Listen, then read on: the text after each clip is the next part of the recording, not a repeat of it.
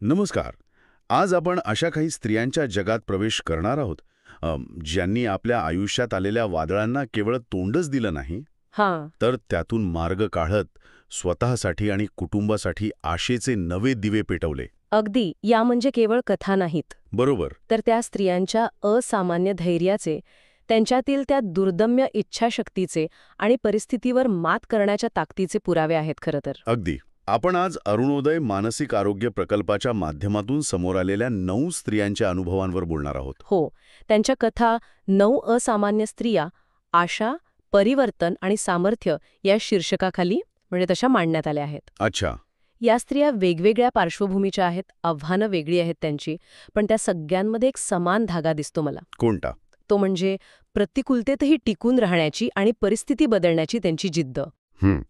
आणि आपला प्रयत्न हाच आहे की या माहितीच्या आधारे आपण त्यांच्या प्रवासातले महत्त्वाचे टप्पे समजून घ्यावेत. बरोबर. त्यांनी नक्की कोणती आव्हानं स्वीकारली, त्यावर मात करण्यासाठी कोणते मार्ग निवडले आणि त्यांच्या या लढ्यातून आपल्याला काय शिकायला मिळतं याचा आपण शोध घेऊया. हो, हा त्यांच्या धैर्याचा, चिकाटीचा आणि एकमेकींना दिलेल्या साथीचा एक सखोल मागावाच आहे म्हणायला हरकत नाही. चला तर मग सुरुवात करूया.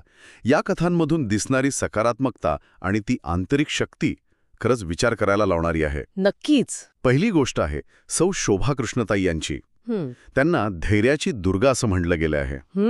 विचार करा, त्यांच्या पतीनी व्यवसायात तब्बल 15 लाखांचं मोठं नुकसान सोसलं होतं. बाप रे, खूप मोठी रक्कम आहे ही. हो ना. अशा वेळेस अनेक कुटुंब अक्षरशः कोलमडून पडतात. पण शोभाताई त्या खचल्या नाहीत. उलट त्या त्यांच्या पतीच्या मागे खंबीरपणे उभ्या राहिल्या. इथे मला वाटतं हे नुसतं पाठीशी उभं राहणं नव्हतं. अच्छा. त्यांनी पतीचा जो गेलेला आत्मविश्वास होता ना, तो परत मिळवण्यासाठी जाणीवपूर्वक प्रयत्न केले. त्यांना प्रोत्साहन दिला. अनेकदा कसं होतं, अशा आर्थिक संकटात माणूस मानसिकदृष्ट्या खचून जातो. बरोबर. शोभाताईंनी तो मानसिक आधार दिला, ज्यामुळे त्यांच्या पतीला केवळ ते नुकसान भरून काढण्याची नाही, तर पुन्हा नव्याने उभं राहण्याची ताकद मिळाली. ही फक्त उपस्थिती नव्हती, हा सक्रिय पाठिंबा होता. म्हणजे खऱ्या अर्थाने ताकद देणं, केवळ सोबत असणं नव्हे. अगदी. याच ताकदीचं एक वेगळं रूप आपल्याला सौ शारदाताई यांच्या कथेत दिसतं. त्या आहेत आशेची दुर्गा. हो. त्यांच्या बाबतीत आव्हान होतं शेतीतलं नुकसान आणि त्यामुळे पतीला आलेलं नैराश्य म्हणजे डिप्रेशन. म्हणजे बघा, कुटुंब आर्थिक संकटात आणि कर्ता पुरुष मानसिक गर्तेत, तशी दुहेरी समस्या होती त्यांच्यासमोर. हो. आणि अशा परिस्थितीत त्यांनी काय केलं हे खूप महत्वाचं आहे. काय केलं त्यांनी? शारदाताईंनी स्वतः पुढाकार घेतला. सौर ड्रायर उपक्रमात त्या सहभागी झाल्या. अच्छा. पण त्या इथेच थांबल्या नाहीत. त्यांनी आपल्या नैराश्यग्रस्त पतीलाही त्यात हळूहळू सामील करून घेतलं. हे खूप महत्वाचं आहे. हे केवळ त्यांना कामात गुंतवून ठेवणं नव्हतं. नाही. तर त्यांच्या जगण्याला एक नवा अर्थ, एक नवी दिशा देण्याचा तो प्रयत्न होता. बरोबर. आणि याचा परिणाम बघा, आज तेच पती इतरांना मार्गदर्शन करत आहेत. अरे वाह! म्हणजे नैराश्याच्या गर्तेतून बाहेर काढून त्यांना इतरांसाठी आशेचा किरण बनवलं त्यांनी. कमाल आहे. किती विलक्षण बदल आहे हा. म्हणजे एका कृतीने फक्त कुटुंब नाही तर एका व्यक्तीचं आयुष्यच बदलून टाकलं. खरंय. आता आपण एका वेगळ्या प्रकारच्या आव्हानाबद्दल बोलूया. कौटुंबिक नातेसंबंधांमधला दुरावा. हे पण खूप कॉमन असतं. हो. सौ छाया शिवाजीताई, ज्यांना एकतेची दुर्गा म्हटलं आहे, त्यांच्या घरात तब्बल 14 वर्ष पती आणि दीर यांच्यात अबोला होता. 14 वर्ष एकाच घरात राहून. हो. एकाच घरात राहून एवढा मोठा दुरावा असणं ही कल्पनाच अस्वस्थ करणारी आहे. निश्चितच. आणि हे आव्हान त्यांनी ज्या पद्धतीनं हाताळलंय ना, ते खरंच उल्लेखनीय आहे. त्यांना अरुणोदय टीमचं मार्गदर्शन मिळालं असेल. पण केवळ मार्गदर्शनाने प्रश्न सुटत नाहीत खरं तर. छायाताईंनी प्रचंड संयम दाखवला असणार. कुटुंबात संवाद पुन्हा सुरू व्हावा, ते मतभेद मिटावेत यासाठी त्यांनी सातत्याने आणि अत्यंत कौशल्याने प्रयत्न केले असतील. हो. कारण अशा जुन्या आणि खोलवर रुजलेल्या समस्यांवर तोडगा काढण्यासाठी नुसता संयम नाही चालत. नाही, योग्य वेळी योग्य संवाद साधण्याची कलाही लागते. अगदी. आणि त्याचे फळ आज दिसत आहे. 10 सदस्यांचं त्यांचं कुटुंब आज एकत्र आनंदाने राहते. अरे वाह! हे ऐकून खूप बरं वाटलं. कौटुंबिक शांततेसाठी एका स्त्रीचा सकारात्मक दृष्टिकोन आणि तिची चिकाटी काय करू शकते हे यातून स्पष्ट दिसतं. बरोबर. याच धैर्याची आणि चिकाटीची आणखी एक गोष्ट आहे सौ सुमित्रा नारायणताईंची. त्यांना पुन्हा धैर्याची दुर्गा म्हटलं आहे. अच्छा. त्यांच्या पतीला कौटुंबिक संघर्षामुळे खूप निराशा आली होती. म्हणजे ते खूप हताश झाले होते. हो, आणि सुमित्राताईंच्या बाबतीत महत्वाचं काय आहे माहितीये, त्या खंबीर तर राहिल्याच, पण त्यांनी योग्य वेळी मदत घेतली. अनेकदा आपण अडचणीत असतो पण मदत मागायला कचारतो किंवा लाजतो. हो, हे खरंय. त्यांनी ती मदत मिळवली आणि धैर्याने परिस्थिती हाताळली. त्यांच्या या कृतीचा परिणाम फक्त कुटुंबापुरता मर्यादित राहिला नाही. म्हणजे त्यांच्या निर्धारातून पतीलाही प्रेरणा मिळाली की अरे नाही, कोणतीही गोष्ट अशक्य नाही, आपण करू शकतो. आणि आता गंमत म्हणजे ते स्वतः इतरांना त्यांच्या संघर्षात मदत करतात. अरे वा, ही तर सकारात्मक बदलाची साखळीच तयार झाली. अगदी. एका व्यक्तीच्या धैर्याने सुरू झालेली ही सकारात्मक बदलाची साखळी आहे. ही बदलाची साखळी खूप महत्वाची आहे. आता आपण अशा एका कथेकडे वळूया जिथे एकामागे एक संकट आली. सौ रेणुका शिवाजीताई, सहनशक्तीची दुर्गा.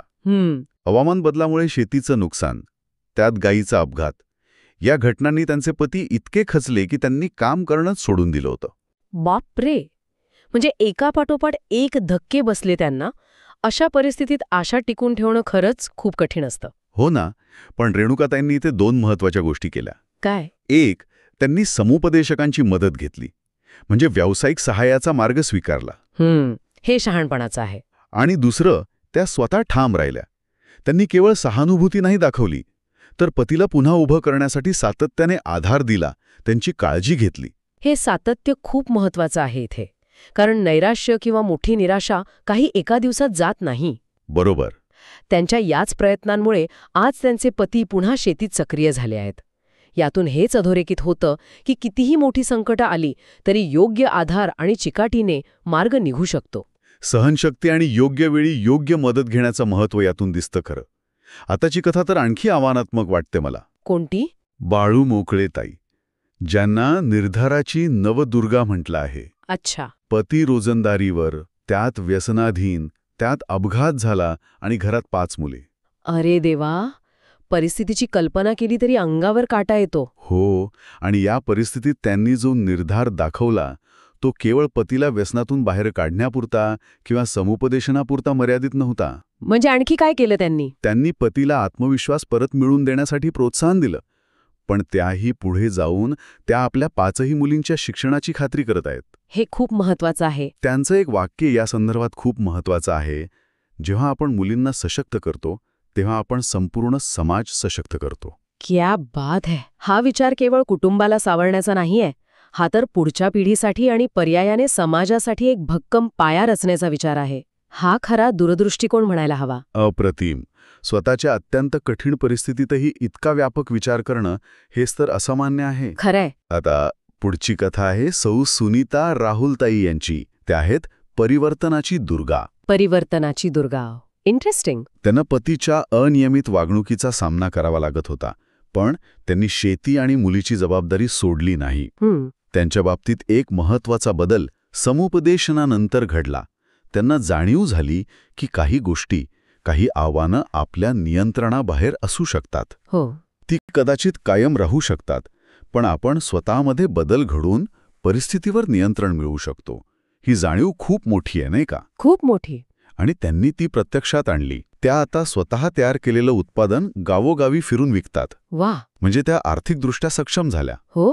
आणि गंमत म्हणजे त्यांच्या या कृतीतून, त्यांच्या या बदलातून पतीलाही प्रेरणा मिळाली आणि कुटुंबाला नवी दिशा मिळाली. म्हणजे बघा, परिस्थिती बदलण्याची वाट न पाहता स्वतःमध्ये बदल घडवून आणला तर परिस्थिती आपोआप बदलू शकते. याचं हे उत्तम उदाहरण आहे. अगदी. आता पाहूया सौ मीरा साईनाथताई यांची गोष्ट. दूरदृष्टिकोनाची दुर्गा. त्यांना बालपणी शिक्षण मिळालं नाही. लग्नानंतर पती व्यसनाच्या आहारी गेले. अनेक अडचणी आल्या, पण त्या डगमगल्या नाहीत. त्यांनी काय केलं मग? त्यांनी पतीला व्यसनमुक्तीसाठी खंबीरपणे साथ दिली, पण त्यांचं वेगळेपण इथे आहे की त्यांनी केवळ वर्तमान सुधारण्यावर लक्ष केंद्रित नाही केलं. अच्छा. तर मुलीच्या भविष्यासाठी एक स्पष्ट दृष्टिकोन ठेवला, एक विजन ठेवलं. आणि त्या दूरदृष्टीचं प्रतीक म्हणजे आज ते दोघे मिळून आपल्या स्वप्नातलं घर उभारत आहेत. काय सांगताय? म्हणजे भूतकाळातल्या अडचणींवर मात करून, वर्तमानात कष्ट करून भविष्यासाठी काहीतरी शाश्वत निर्माण करण्याचा हा प्रयत्न आहे. हो, यातून हेच दिसतं की केवळ तात्पुरती संकटं टाळणं नाही, तर भविष्याचा वेध घेणारी दूरदृष्टी आणि निर्धार असेल तर आयुष्य नव्याने घडवता येतं. बरोबर. आणि आता आपण शेवटच्या कथेकडे आलो आहोत. सौ कृष्णाताई, चिकाटी आधार दुर्गा. त्यांचे पती रोजंदारी करायचे, पण नैराश्यामुळे त्यांना वारंवार काम गमवावं लागत होतं. त्यामुळे कुटुंबाची आर्थिक स्थिती अर्थातच डळमळीत होती. अशा परिस्थितीत कृष्णाताईंनी काय केलं? त्या रात्रंदिवस त्यांच्या पाठीशी उभ्या राहिल्या. केवळ भावनिक आधारच नाही दिला त्यांनी, तर उपचारासाठी योग्य मार्गदर्शन मिळवून दिलं. पतीचा आत्मविश्वास डळमळू दिला नाही. ही चिकाटी, हा अविरत पाठिंबा. आणि याच अविरत पाठिंब्याचा परिणाम म्हणजे आज त्यांचे पती नियमितपणे काम करत आहेत, कुटुंबाचा आधारस्तंभ बनले आहेत. खरंच की काय? हो, मानसिक आरोग्याच्या समस्यांशी लढणाऱ्या व्यक्तीसाठी असा खंबीर आणि न ढळणारा आधार किती महत्वाचा असतो हे या कथेतून प्रकर्षाने जाणवतं. एका व्यक्तीच्या चिकाटीने दुसऱ्याचं आयुष्य मार्गावर येऊ शकतं, इतकी ताकद त्या साठीमध्ये असते. खरंच. या 9ही कथा ऐकताना एक गोष्ट अगदी स्पष्ट होते. आपण शक्ती म्हणतो तेव्हा ती फक्त कोणतीतरी मोठी दैवी गोष्ट नसते. नाहीच. ती आपल्या रोजच्या जगण्यातल्या धैर्यात, संयमात, योग्य वेळी घेतलेल्या निर्णयात आणि कधीही हार न मानण्याच्या वृत्तीत असते. अगदी बरोबर. ह्या स्त्रियांनी केवळ स्वतःची परिस्थिती नाही सुधारली, त्यांनी कुटुंबांना एकत्र आणलं, नात्यांमधल्या दुरावे मिटवले, नैराश्याच्या अंधारात आशेचे दिवे पेटवले. त्यांनी आव्हानं स्वीकारली नाहीत फक्त, तर त्यांना संधीमध्ये बदललं. त्यांनी दाखवून दिलं की परिस्थिती कितीही कठीण असली तरी योग्य दृष्टिकोन आणि कृतीतून त्यावर मात करता येते. आणि मूळ माहितीनुसार नवरात्रीच्या या पार्श्वभूमीवर अशा प्रत्येक स्त्रीचा सन्मान व्हायला हवा, जी रोजच्या जीवनात अशा अनेक भूमिकांमधून, अनेक आव्हानांमधून जात खऱ्या अर्थाने शक्तीचं रूप दाखवते. हो, आणि या सगळ्या कथा ऐकल्यानंतर माझ्या मनात एक विचार घोळतोय सतत. कोणता? आपल्या आजूबाजूला, आपल्या समाजात, अगदी आपल्या घरातही अशा अनेक स्त्रिया असतील ज्या रोजच्या जगण्यात असं असामान्य धैर्य, अशी ताकद दाखवत असतील, पण आपण त्याकडे किती लक्ष देतो? हाच कळीचा मुद्दा आहे, नाही का? हो ना. कदाचित या 9 कथा आपल्याला हेच आठवण करून देण्यासाठी आहेत की आपल्या जवळच्या लोकांमध्ये, विशेषतः स्त्रियांमध्ये दिसणाऱ्या या छोट्या वाटणाऱ्या पण प्रचंड मोठ्या असलेल्या आंतरिक शक्तीला आपण ओळखायला शिकायला हवं. आणि केवळ ओळखायचं नाही, तर त्याला योग्य वेळी प्रतिसाद द्यायला हवा, पाठिंबा द्यायला हवा. कारण कदाचित हेच करणं आपल्याला एक समाज म्हणून अधिक मजबूत, अधिक संवेदनशील बनवेल. अगदी बरोबर. एक समाज म्हणून पुढे जाण्यासाठी हे खूप गरजेचं आहे.